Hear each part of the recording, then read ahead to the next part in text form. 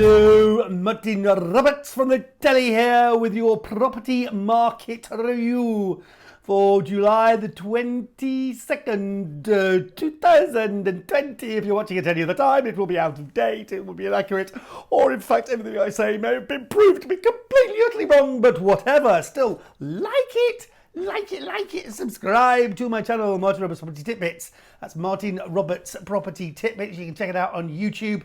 I'm at TV Martin Roberts when it comes to Twitter. Spread this far and wide. So anyway, this is my roundup. I'm going to try and make it more regular. If enough people like what I'm doing, if they don't, then I won't be bothered to do it again. But let's try and make it something reasonably regular as I update you on my spin on what's happened in the world of property. And you know what? I hate to predict a huge happening, but I would say that actually the day after I did my last property review, I think Rishi, our old Chancellor of the Exchequer, decided to slash stamp duty. Now, I'm not sure how many people saw that coming. Well, the last time I spoke to you, it was looking like it was going to be just for first-time buyers and people trying to get on the ladder. Now, there's a lot of people said that's exactly how it should have been. And then out of the blue comes this announcement that actually it's for everybody. So a slash in the stamp duty rate up to properties for £500,000, saving if you were just to be buying a £500,000 property, 15 grand. And obviously anything above that, it's capped at 15 grand, but that's still a lot of money to be saving in stamp duty. Now, that was applied across the board. Across the board.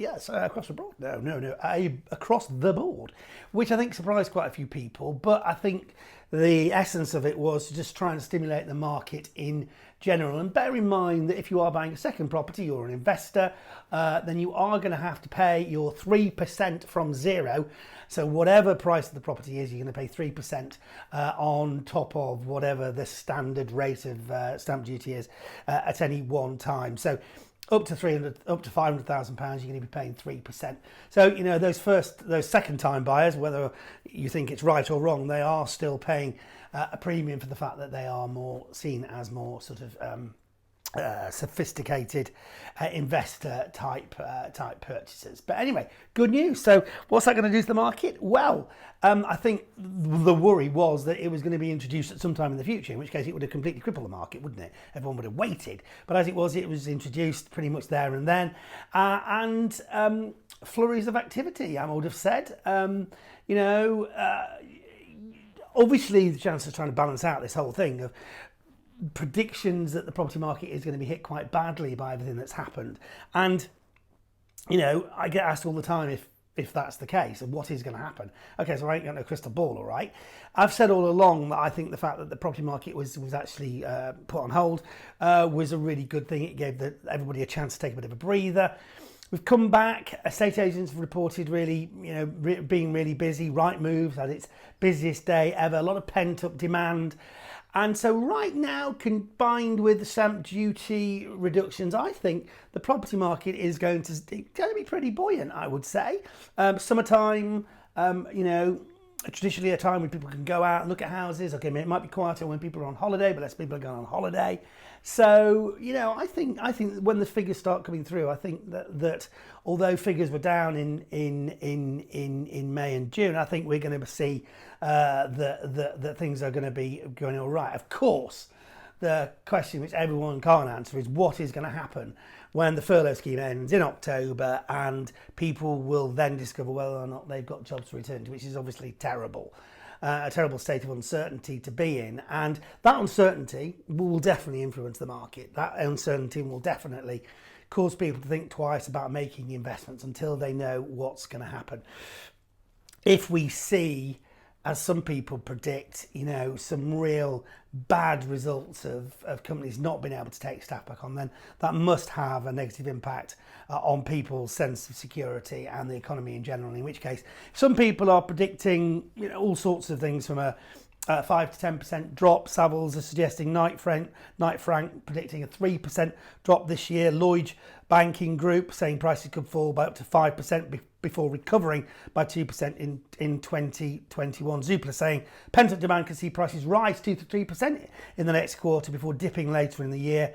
However, this is quite interesting. Reuters did a poll of property experts, and they said, well, they didn't ask me, I was here, they just didn't bother, saying that prices will drop, property experts, whoever they are, will drop, coming up that good, because they didn't ask me, as I said. Prices will drop 5% this year before rising 1.5% in 2021 and 3.5% in 2022. You know what? I think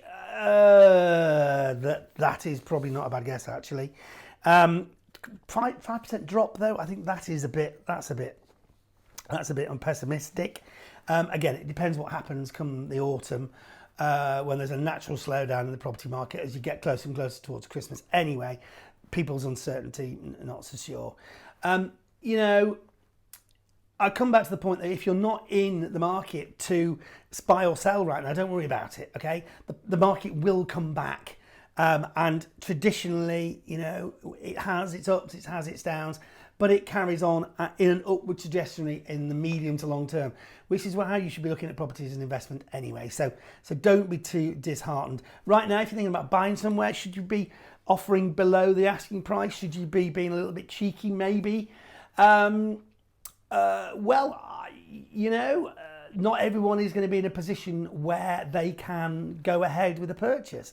A lot of people would like the assurity of a sale, so they might be willing to take a little bit of a cheeky offer right now. And as long as you're prepared to weather any storms that there might be, then it could definitely, you know, be worth doing. Obviously, the downside to that is we have seen a reduction in the amount of mortgages that have been available, you know, pretty much stopped during the time of lockdown. We are gradually starting to see those mortgages, you know, coming back onto the market. One thing which I think has been very worrying and which I'm fairly upset about is the fact that although people were promised that taking a mortgage holiday would not affect their credit rating, it's transpired that for some people they are finding they are being negatively prejudiced if they did take a mortgage holiday. And I think my prediction is somebody big is going to have to step in and make sure that that can't happen, because you can't promise people that it's okay to take a mortgage holiday and that you won't be penalised and then penalise them. That is pretty basically rubbish. So I'm hoping that if enough people get together, and I know there's a few, the national papers are starting campaigns on this. Daily Mail, I think, is doing one, where we've just got to shout about that, and people who, you know, people who said that was the case have got to stand up to the mark there, because that is completely pants. If you've taken a mortgage holiday to find yourself suddenly prejudiced and your credit rating affected in any way, then that's just terrible. You know, yeah, it is. So hopefully we can band together and make sure that doesn't happen.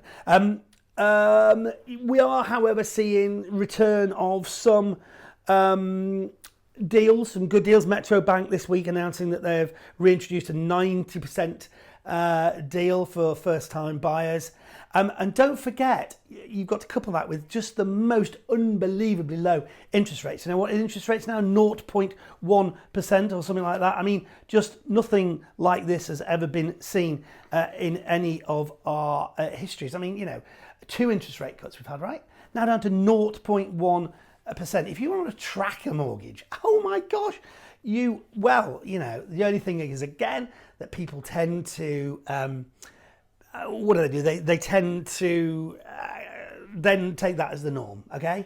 And I remember having a mortgage where my mortgage rate was 15%, okay? Now, I would never want to go back to those kind of levels, and God forbid.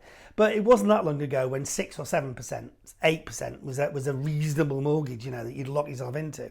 So now people are sort of going, well, it's 2%. It's like, wow, money is cheap. So I think if you can get yourself into a good deal, if you can sort out yourself out a bit of a bargain, you know, and you do look at it as a medium to long-term investment, then I think that, you know, you should be out there actively looking at the opportunities that there are. But of course, it comes down to knowing what you're looking for and also taking advice, which is why I do my property training courses. You know, you can find out more about those at Martin Roberts propertyeducation.com, and also working alongside Asset Academy with my Making Money from Property with Martin Roberts brand. So check out Asset Academy economy as well. And we do online courses, we do all sorts of things that can help you train yourself to know good bargains, how to make money in any market conditions, whether the market's going up or going down. I think it's really important now more than ever that you take advice from people who know what they're talking about, and I'd like to think that I'm one of those people. I've also got my book, obviously, Making Money from Property, which you can get through all the usual sellers. So to round up then, I mean, it's, I think, possibly better news than we might have thought. It's still a little bit of choppy waters in general with the economy, but I think, you know, with the right help and with the right research, of course, and possibly being a little bit cheeky, I think that there are great opportunities to have, and I think you should grab them. Yeah, there'll be more of this stuff in a week or so. I'll let you know as soon as something exciting happens. I'll be on to tell you about it and comment on it. For now, make sure you like this video.